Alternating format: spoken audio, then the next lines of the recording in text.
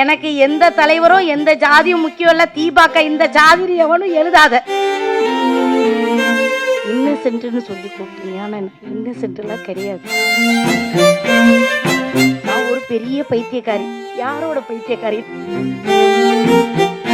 அதுவும் என்ன மாதிரி ஒரு பொம்பளை பிள்ளை இருக்கிற வரைக்கும் காதல் சாகாது, சாகவே சாகாது. எல்லாரும் இவ என்ன பெரிய சொற்பொழிவு நடத்தினால பார்க்காது. ஏதோ என் மனசுல பட்டதுல பேசுது. கருங்காலி கட்டைக்கு நானா கோடாலி, இருங்கதலி தண்டுக்கு நானும் பெருங்கனி. ஆஹா, மறந்துட்டேன் பார்த்தீங்களா? பரவாயில்ல, ரொம்ப சந்தோஷம். என்னைய ஒரு இன்னசென்ட்னு சொல்லி கூப்பிட்டீங்க. ஆனால் நான் இன்னசென்ட்லாம் கிடையாது. எல்லாம் தெரிந்த ஒரு பெண்மணி தான். என்னுடைய பேச்சு வழக்கம், ஊர் வழக்கம் அப்படி இருக்குது, அவ்வளோதான். இங்கே இருக்கிற மேடையில் இருக்கிற பெரியவர்களை பார்த்த உடனே எனக்கு கை காலெல்லாம் ஆடுது. ஐயாவை நான் சின்ன வயசுலேருந்து கேள்விப்பட்டிருக்கேன். எப்போ ஒரு மனிதன் மக்களுக்காக தன்னை அர்ப்பணிக்கிறானோ அவன் உயர்ந்தவன், மனிதனை தாண்டி உயர்ந்தவன். அப்படிப்பட்ட ஒரு மனிதனுடைய சபையில் அப்படி உட்கார்ந்துருக்கும் பொழுது, அந்த சபையில் இன்றைக்கி நானும் அமர்ந்திருக்கிறேன். கடவுள் அந்த நிலையில் என்னை வச்சுருக்காருங்கும் போது இந்த கடவுளுக்கு நான் முதல்ல நன்றி சொல்லிக்கிறேன். ஐயா திருமாவளவன் அவர்களுக்கு நன்றி. இன்னொன்று, பொன்னையும் நாடான் பொருளையும் நாடான், மக்கள் நலன் ஒன்றையே நாடும் என் தலைவன் கர்ம வீரன் காமராசனின் வம்சம் இந்த மேடையில் அமர்ந்திருக்கு. இன்றைக்கி நான் என்ன புண்ணியம் பண்ணனோ தெரியல. அவரை போல் தலைவரை இனி பார்க்க முடியாது. அப்படிப்பட்ட உன்னதமான தலைவருடைய அம்சம் இருக்கக்கூடிய ஒரு இடத்துல இன்றைக்கி நான் நிற்கிறேன். எல்லாமே இறைவனுடைய செயல். இன்னொன்று, நான் ஒரு பெரிய பைத்தியக்காரி. யாரோட பைத்தியக்காரினா எங்கள் ஐயா அந்த உட்காந்துருக்காங்க, பாக்கியராஜ் ஐயா அவர்களுடைய பெரிய பைத்தியக்காரி. ஒரு வசனத்தையும் உன்னதமாக ரசிப்பேன். ஐயா, காதல் என்பது ஒரு வார்த்தை அல்ல, ஒரு உயிர்னு உணர வச்சதே அவர் தான். ஒரு படத்தில் தீபாக்காதால என்ன ஒரு படத்தில், அதாவது அது எப்படி அவர் யோசிச்சாருன்னு எனக்கு தெரியல. அந்த பையனை அடையணுங்கிறதுக்காக அந்த அம்மா ஊர்வசி அம்மா ஒரு பெரிய பொய் சொல்லிடும். இப்போ அந்த பொம்பளை மேலே இந்த ஆளுக்கு பயங்கர கோபம். எப்படியாவது இதை விரட்டி விடணும்னு நினைக்கிறாரு. ஆனால் விரட்ட முடியல, அதை விடாப்பிடியாக பிடிச்சிக்கிட்டு இருக்கு.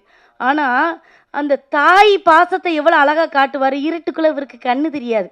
இந்த பால் லப்பரு கீழே விழுந்துடும். இந்த குழந்தை கூச்சலிட்டு ஆளும். டக்குன்னு பார்த்தா அது சைலண்ட் ஆயிரும். ஏன் சைலண்ட் ஆகுன்னு பார்த்தா, ஒரு வாலிப பிள்ளை செய்யாத ஒரு செயல், முளைப்பால் அந்த குழந்தைக்கு அந்த பிள்ளை தாயாகவே பால் ஊட்டிகிட்டு இருப்பா. அந்த உன்னதமான ஒரு காதல் இருக்குல்ல, ஒரு மனுஷன் மேலே நம்மளுக்கு காதல் வந்தனா காதல் கண்ணை மறைச்சிரும்னு சொல்லுவாங்கள்ல, அந்த ஒரு விஷயம். காதல் என்ற ஒரு வார்த்தை நான் உயிராக நினைத்தது உங்கள் திரைப்படங்களை பார்த்து தான். உண்மையிலே சொல்கிறேன், அவருடைய ஒவ்வொரு படத்தையும் நீங்கள் பார்த்தீங்கன்னா, ஒரு படம் எப்படி எடுக்கணும்னா நீங்கள் பாக்கியராஜ் சார் படத்தை பார்த்துடலாம். பார்த்தா ஆக இப்படி வசனம் எழுதணுமா, இப்படி தான் அந்த காட்சிகளை அமைக்கணுமா அப்படின்னு அதை அந்த தலைவர் அது எனக்கு பைத்தியம். அதனால நான் உளர்றேன். ஏன்னா அபை பராட்டியார் பாடலாம் நல்லா பாடக்கூடியவர். நானே மேடையில் உளர்றேல, கை காலெல்லாம் ஆடுது எனக்கு. ஆக இப்படிப்பட்ட ஒரு இடத்துல இன்றைக்கி உட்கார வச்ச இந்த தயாரிப்பாளர், இந்த இயக்குனர் அவர்களுக்கு ரொம்ப நன்றி. ஒரு கதை என்பது, அதாவது அந்த அம்மா என்ன சொல்ல வந்ததுங்கிறத பாடலை விட்டுருக்கேன். கருத்து என்னன்னா, இருங்கதலி தண்டு கூட அது வலிக்கிட்டு போயிடும். இந்த உலகத்தில் காரெருமை மேய்க்கின்ற காளைக்கு நான் தோற்றேன். எப்படி? காரெருமை மேய்க்கின்ற காளைக்கு நான் தோற்றுட்டேன். நான் அந்த காளமாடு மேய்க்கிறவன்ட்ட நான் தோற்றேன். ஈரிரவும் துஞ்சாது என் கண். இதான் பாட்டு. அப்போ இந்த பாட்டிலே சொல்லிட்டாங்க. ஆனால் நம்மால் என்ன சொல்கிறான், முருகப்பெருமான் தான் நின்னாரு.